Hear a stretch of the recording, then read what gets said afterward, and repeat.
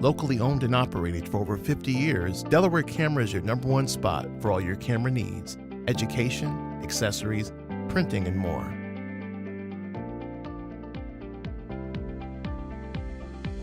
Located at 2635 Delaware Avenue in Buffalo. Visit cameraspot.com. Hey, True Believers, welcome to True Believers Tech Talk Tuesdays. For what episode is this, Will? Can we pipe in some applause? Episode 62. Quickly catching up to my other podcast, but it'll never catch up because I do that every week as well. So anyway, housekeeping.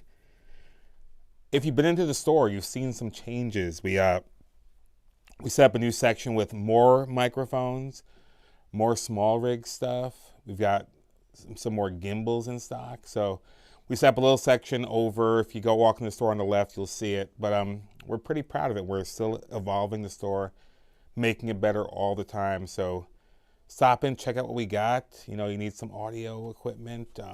There's always camera equipment here, stuff like that. Stop in, and we will help you out with that. We moved our kiosk, so if you like to print pictures from your phone or your digital camera, we've kind of rearranged our kiosks to print pictures and made them more customer friendly so that we're able to help customers better in the store. Remember, you can always do your ordering of prints online as well. So if you want to come to the store, get our help, our expertise, feel free to stop in for that in the store.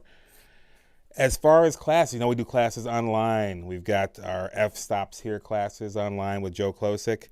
Tomorrow we have night photography essentials, and then we have travel photography next week. We're going to have more classes coming up soon. We just got to talk to Joe about when and where we're going to schedule those classes. So that is coming up as well. It's Mother's Day coming up this week as well. So the best gift for mom is a picture, a great picture of her and you, the family. Those are the pictures that tug on the heartstrings. Thank you. What? It's a thank you. Anyway, so look out for mom and get her something nice from the store. We also have some Canon and Nikon deals as well for going on for Mother's Day. So if you look on our Facebook page, I just put some flyers up there. So there's some good deals going on there as well. Last thing on the housekeeping, friend of the show, T.O. David, has an opening this week at his gallery at 93 Allen Street downtown in Allentown. It's called Where I'm From. It features the work of Mama G.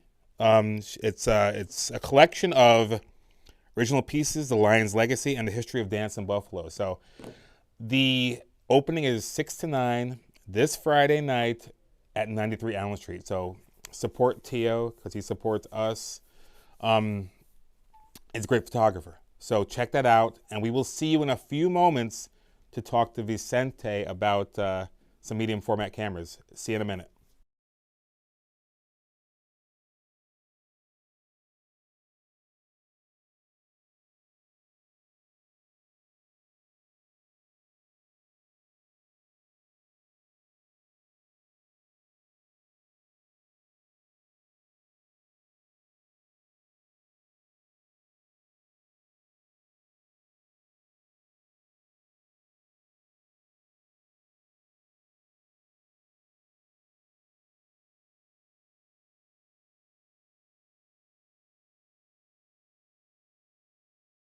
It's not a knife. It's a knife. We back? Oh, we're on? Hey, Vicente, how's it going? Good. No one tells me when we're back out. It's okay. So this Sunday, we had as you know, we do trade-ins in the store when people sell us cameras and such. They sell us cameras such as these. This trade-in came in this week, and this has been our used shelf for a while, right? I think so. Yeah. So Vicente, a friend of the store, an alumni of the store, saw this camera, and he's like, I got to shoot that camera. And basically, we're going to kind of compare and contrast these two cameras and what's great about them, what's great about medium format photography in general, and all that good stuff. So Vicente, why should someone shoot medium format? I mean, that depends on how you want to shoot, I guess. I I mostly shoot a lot of documentary style images. I'm also what is called a street shooter, but I happen to really enjoy portraits. And when it comes to medium format cameras, it gives you a bigger negative or even a bigger positive, a bigger frame for the photograph, and allows you more resolution for your images, much deeper depth of field, or much shallower depth of field, sorry. And that's why I like using them. The only thing is that there are some pros and cons to each. So we're going to talk about those today. You get into those a little bit? Yeah. Like, Do you have any specific questions that you want to ask me? Do you just want me to go into it? We should just go into it. So like, so what are the pros of using this camera? Okay, so this is the Mamiya 645 Pro TL. The pro for me when I was shooting around with this camera this week, when you let me borrow it, is number one, it's a little bit more compact than the Mamiya 6.7. Now, it's a little bit more compact, but remember, since it's a little bit smaller and it's a 645 camera, the negative is a little bit smaller. The frame that you're getting is a little bit smaller. I believe it's only about 2.5 times, maybe just a little bit bigger than 2.5 times bigger than a 35 millimeter frame. And with that, it was a lot easier to shoot, a lot easier to handle. Also, be honest, a lot easier for me to load, just because since the Pro TL, it automatically winds for me. Okay. That's something that I really enjoyed. And the lens that you have on it is very much like a 50 millimeter lens. So it's an 80 millimeter f2.8, which for a 645 is the equivalent of a 50 millimeter. So I really enjoyed shooting this camera. It felt good to shoot. It also had the grip, which allowed me to like make my vertical shots and also my horizontals. But real simple, easy medium format to use, and also great for, I think, a medium format beginner. The other cool thing that I really like about it that most people might not care for or might not care about is the fact that the dark slide that you have to pull out before you make every image can be easily inserted into the back of the camera so you don't lose it, instead of like putting it in your pocket and letting it get bent. Now, when it comes to the 6.7 that we have here, this RB6.7 is very cumbersome, pretty heavy, but I favor the images that I was getting out of this more than what I was getting out of the Pro TL. And the reason being is because, again, you get a bigger image all the way through and through. Shallower depth of field on this. The only thing that I didn't enjoy as much, well, actually, let's talk about the pros first. So before we get into what I didn't enjoy, the other thing is that it has this waist level viewfinder you look down into with a magnifier piece on top of that, which just makes it a dream to look through. Very clean, very easy to see how your focus is falling. And I also enjoy this little bit. Instead of having to turn your camera and turning your wrist to make your vertical versus horizontal shots, with the RB6.7, it's literally you turning the back. What does RB stand for? What does it stand for? Rotating back, right? Retro. Is it? Is it rotating back? I didn't know. I didn't know that. I just learned something new today. That's awesome. Okay, I had no idea. Now, the drawbacks of this is, again, it is very cumbersome. It is heavy. It's a big camera to carry around with you, and there are many moving parts. It's fully mechanical, which is great, but in order to shoot an image or in order to make a picture, I have to make sure that, number one, my dark slide is out. Number two, my shutter is cocked. Number three, my film is advanced, and I have to make sure that that lock on the advance isn't on so I can depress the shutter button and make my picture. So there's a lot of things to think about before you start making the picture, but as you get into it, it's a lot simpler and you just go through the motions. But I really loved the images that I got out of this. I got a couple questions. I don't shoot medium format. What is the dark slide for? So the dark slide is just to keep your film safe from light exposing onto it when you're changing backs. Okay. So if I have a couple of loaded backs, I can just pop this one off. Oh, I see. Put another one on. And same thing goes for this. Like, there was an extra back that came with this guy, and it was just a lot easier to just pop on a different back. When I want to shoot I didn't realize that was a thing. I thought you just loaded it every time, and you had to go through the process every time. So you can have a few backs and bring them with you, and then just change them out. Yeah. In fact, if I want to unlock the back here, there you go. So this is the back of our camera. This is our dark slide, and it keeps that film safe. In there. Very cool. Just pop right back on. I didn't know that.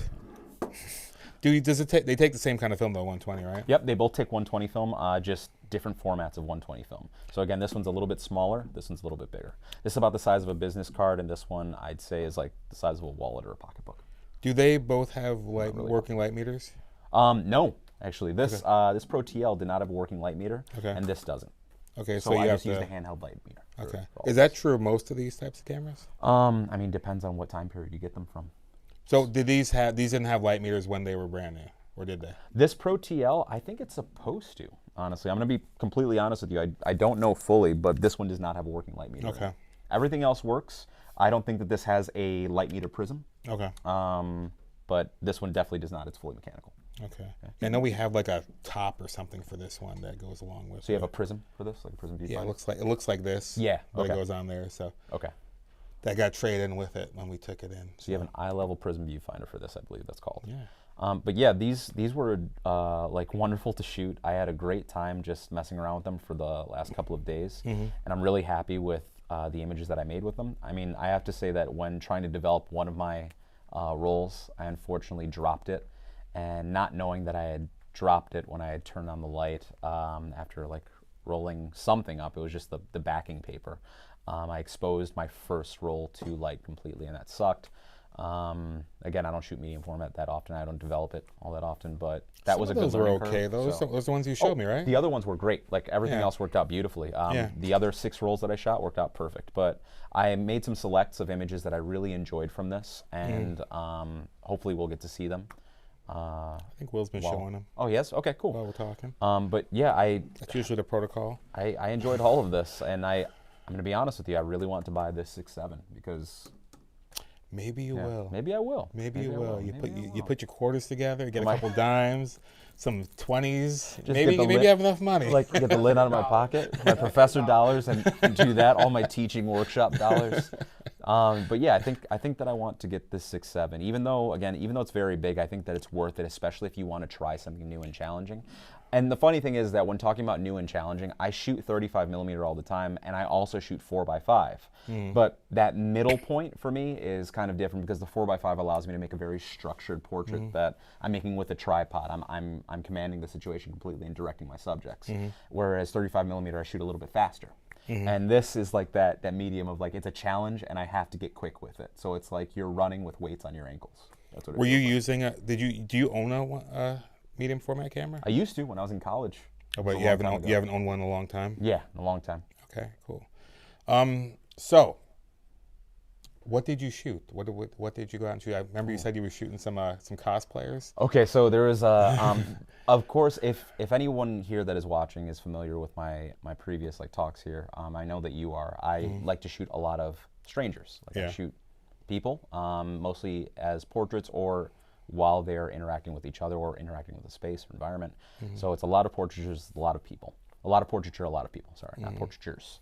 And with these, I shot a lot of portraits. Yeah. But I also made sure to switch up the film stocks that I was using. So a lot of it was Kodak Portra 160 and Fujifilm Pro 400H. So I'm looking forward to comparing those when I get home, but we're going to see some from both of those film stocks. Okay. And again, all these people that you're gonna see are people that I met on the street. So, yeah. Just straight up met them. Just straight up met them on the street. That was it. We should revisit like your street photography class because it was a good class when we had it. I'm glad that you enjoyed it. Yeah, we should definitely make that feel happen special. again. So, stop. But we'll definitely, once we get our in-persons that we've been promising for years to come back, but we'll get them going soonish. So, you do paid work as well, right? Always, man.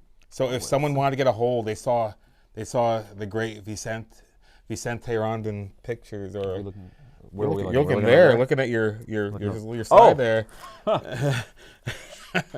Is that where they would contact you about hiring you, having work done, commissioning you? You can find me on my Instagram here, Vicente Rondon Photo, sure, but you could also go to my website, which is www.vicenterondon.com. There is a contact portion there, which you can either send me a message or a text. I'll get it and I'll respond to you in a timely fashion. And we can talk about making some pictures, whether or not you want to do that in studio. My studio is on Germain Street here in Black Rock, in Buffalo. You're legit now. I am very legit. Me and Sarah Wintle we share a studio space in Black Rock, but it's a storefront that has both of our names on it. Yeah.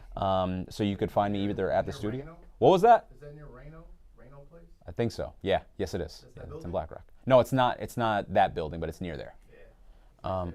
Man, it's weird talking to you behind this big softbox. Will is a softbox. He's a softbox. He's a softbox. But yeah, you can contact me through my website, or you can contact me on Instagram. So Vicente Rondon Photo. and we could set up something. We could either do an outdoor shoot, on location shoot, or in studio shoot. And if you don't hire him, you will still become friends with him because he's that kind of personable guy. You might become friends with me. I'm actually getting better with boundaries like that. I don't want to be everybody's friend, you know? So we might become friends, we might be cool, or you might just be an acquaintance, and that's all right too. You know? Anyway, Yeah. thanks for coming on, Vicente, and we will see you guys next week. Next week is we have Laowa lenses here, and we lent a professional photographer a Laowa lens to shoot with.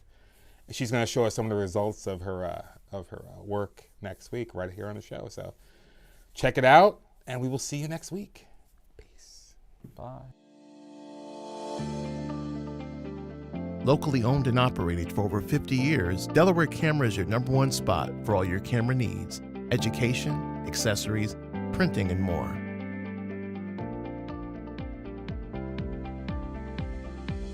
Located at 2635 Delaware Avenue in Buffalo. Visit cameraspot.com.